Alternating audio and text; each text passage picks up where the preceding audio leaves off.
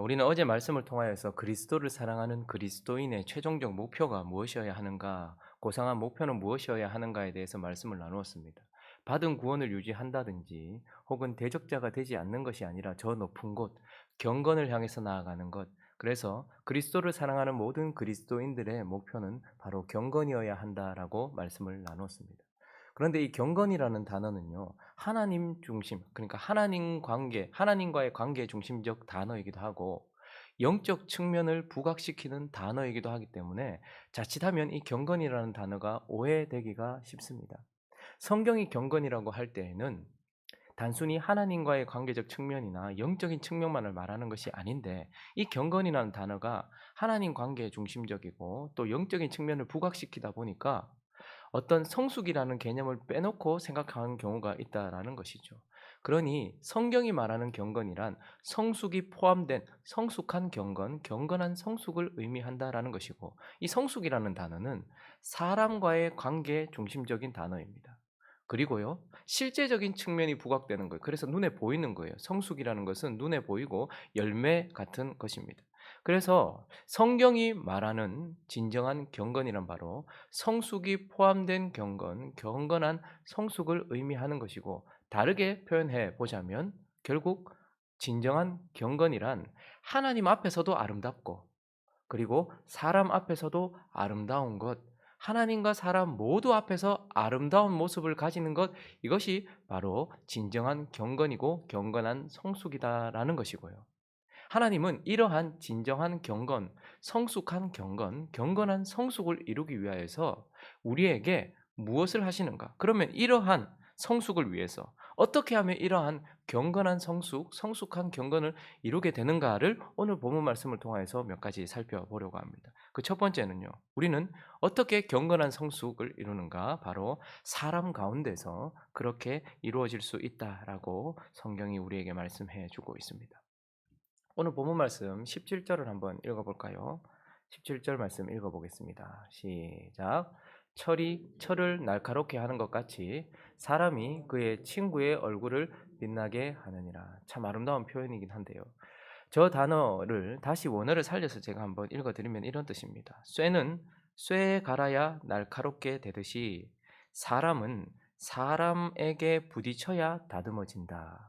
다시 한번요. 쇠는 쇠에 갈아야 날카롭게 되듯이 사람은 사람에게 부딪혀야 다듬어진다. 그러니까 경건한 성숙을 이루기 위해서 하나님은 우리를 어디에 두신다는 거예요?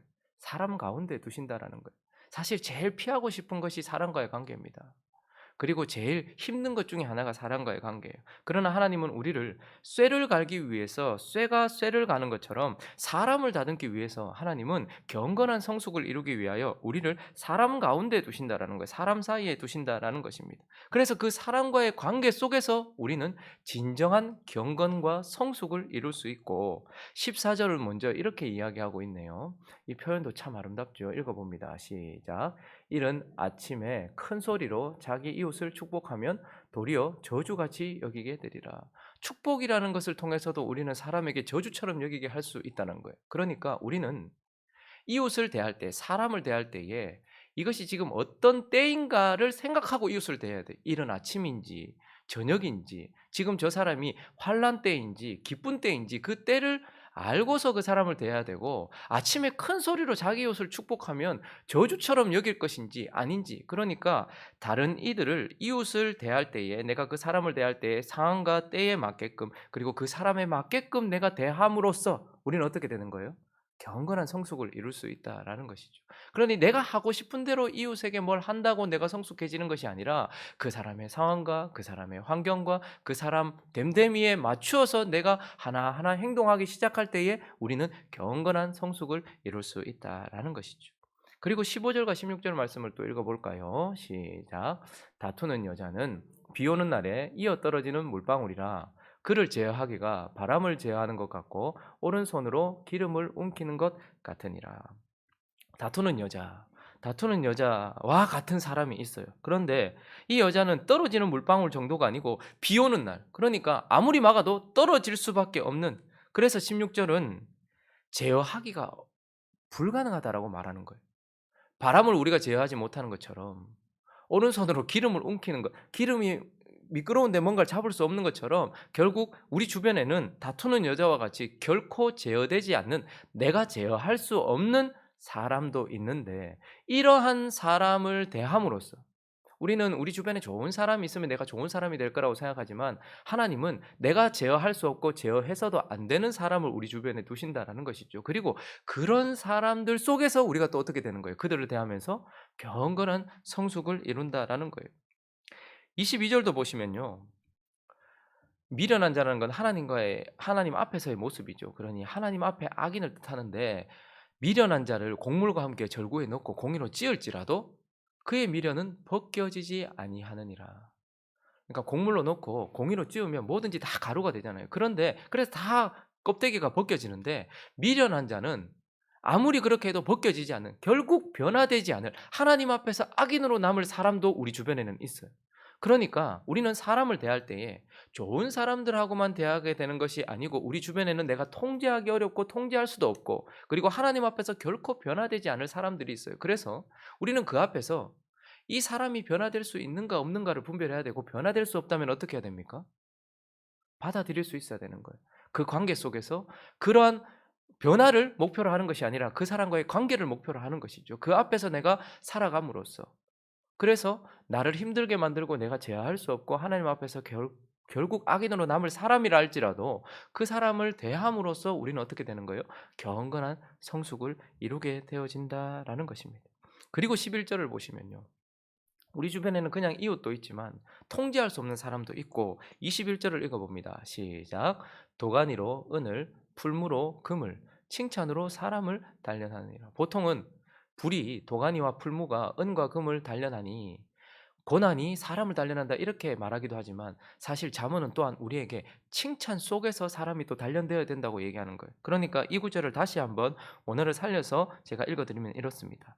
은과 금의 순도는 불에 넣어보면 알 수 있고, 사람의 순수함은 조금만 이름이 나면 알 수 있다. 다시요. 은과 금의 순도는 불에 넣어보면 알 수 있고, 사람의 순수함은 조금만 이름이 나면 알 수 있다. 그러니 유명해졌을 때 내 주변에 있는 모든 사람들이 나를 칭찬하고, 내 주변에 있는 모든 사람들이 나를 높여주고, 그렇게 나를 떠받치는 사람들 속에서, 내가 그런 사람들 속에서도 좌로나 우로나 치우치지 않고 교만해지거나 하지 않음으로써 우리는 그 사람들 속에서도 어떻게 되는 거예요? 경건한 성숙을 이룰 수 있다라는 것이죠. 하나님은 단순히 하나님과의 관계와 영적인 측면만 말씀하시는 것이 아니라, 사람들 관계 속에서 실제적인 모습 속에서도 우리에게 성숙한 경건을 위하여 사람 가운데 두셔서 이웃을 대함으로써, 이웃을 상황과 환경에 그 사람에 맞게 대함으로써, 제어할 수 없는 사람과 대함으로써, 그리고 나를 떠받쳐주고 나에게 칭찬해주는 사람들 속에서도 그들을 어떻게 대하느냐에 따라서 우리가 경건한 성숙을 이룬다라고 말씀해주고 있는 것입니다. 자, 그리고 우리는 이러한 경건한 성숙을 어떻게 또 이룰 수 있는가? 그 두 번째는 바로 일 가운데서입니다. 우리에게 주어진 일. 오늘 본문에는 일에 대한 개념을 우리에게 상기시켜 주는 본문들이 있습니다. 먼저 18절을 보시면요. 첫째 줄을 읽어 볼까요? 시작. 무화과 나무를 지키는 자는 그 과실을 먹고. 지금 농사에 대해서 말하면서 무화과 나무를 지키고 무화과 나무 농사를 하는 사람은 그것을 어떻게 한대요? 먹고. 그러니까 일이란 우리의 생계와 관련되어 있습니다. 그래서 일을 생계라고 표현하죠. 생계를 위해서, 먹고 살기 위해서 우리는 일을 합니다. 23절도 보시면요. 내 양떼의 형편 부지런히 살피며 내 소떼의 마음을 두며. 양떼와 소떼는 결국 나의 일입니다. 내가 해야 될 일인 것이죠. 그래서 그 일을 통하여 26절에 보니까요. 어린 양의 털은 내 옷이 되며 염소는 밭을 사는 값이 되며, 27절도 보니까요. 염소의 젖은 넉넉하여 너와 내 집에 뭐가 된다고요? 음식이 되며. 그러니까 우리가 하는 일은 우리의 생계입니다. 우리를 살게 하는 생계와 관련되어 있습니다. 그러나 또 27절을 보시면요. 일은 단순히 생계만 연결되어 있는 것이 아니고, 마지막 줄, 세 번째 줄을 읽어볼까요? 시작. 내 여종의 먹을 것이 되느니라. 나의 생계이기도 하지만 누군가에게 어떻게 해요? 헌신하고 봉사하게 되는. 그러니 또한 일이라는 것은 직업이기도 합니다. 이것은 사회에 기여하는 것이죠. 사회에 기여하고 사회를 떠받치는 것입니다. 일은 단순히 나를 먹여 살리는 것이기도 하지만 그러나 사회 전반적으로 이것을 떠받치고 사회가 돌아갈 수 있도록 해주는 거예요. 어떤 사람이 농사를 짓습니다. 하나님은 모든 사람들에게 양식을 먹이기 원하세요. 그래서 하나님은 일을 주세요. 그래서 어떤 사람은 농사를 짓습니다. 그리고 또 어떤 사람은요, 그것을 운반합니다. 그리고 또 어떤 사람은요, 가게에 와서 그것을 팝니다. 그러니까 이 모든 것들을 통하여서 우리는 사회를 떠받치게 되는 것이죠. 어떤 사람은 아이를 가르치고 어떤 사람은 병원에서 일을 합니다. 이것을 통해 우리가 생계를 유지하기도 하지만 이것을 통해 누군가를 돕고 사회를 떠받치는 직업이 되기도 하는 것입니다. 그러나 일은 그것보다 훨씬 수준 높습니다. 세상에서 가장 가치 있는 것은 사회봉사까지입니다. 그래서 우리는 단순히 이 일을 나만 위해서 하는 것이 아니라 다른 일을 위해서 하고 사회를 위해서 하고 국가를 위해서 한다라고 말하지만 한 단계 더 나아가면 하나님은 일을 18절을 다시 가보시면 이렇게 말씀합니다. 둘째 줄을 읽어볼까요? 시작. 자기 주인에게 시중드는 자는 영화를 얻느니라. 무화과 나무를 지키는 것과 자기 주인에게 시중 드는 것이 동격으로 지금 그렇게 동의어로 쓰이고 있죠. 그러니까 무엇입니까? 직업이란 단순히 나의 생계나 사회를 떠받치는 직업이 아니고 나의 주인이신 하나님이 내게 주신 소명이다라는 것입니다. 천직이다라는 것이죠.